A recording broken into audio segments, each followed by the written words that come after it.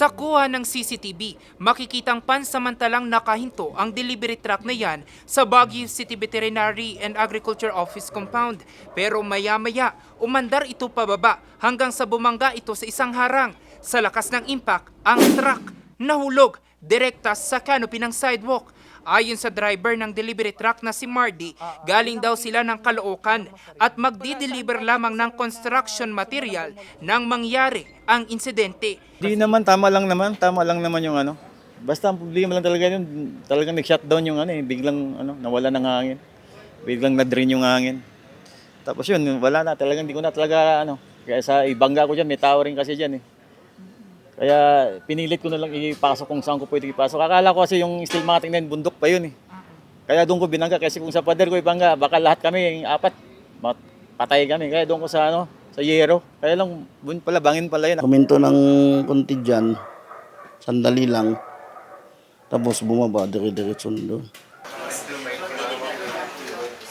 Bukod sa canopy, damay din ang tangke ng tubig nila Dolores. Natakot po, nervyos. Hanggang ngayon po, hindi ka ako natulog.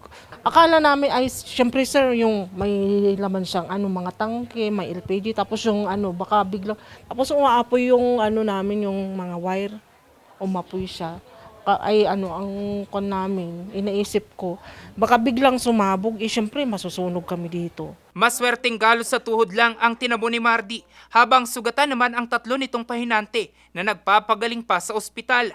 Ayon sa barangay, hindi raw ito ang unang beses na nagkaroon ng aksidente sa compound. Sana naman kung may ganyan, very naman sila, wag na silang magpapapasok sana dyan yung mga heavy equipments dahil hindi po natin alam kung ano po yung disgrasya. Kagaya kagabi sir, hindi naman kagustuhan yon. Accident naman siguro yon.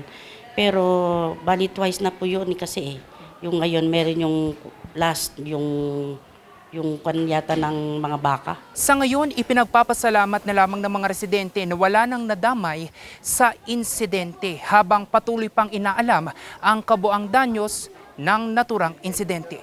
Jose Robert Inventor, RNG News, Baguio City.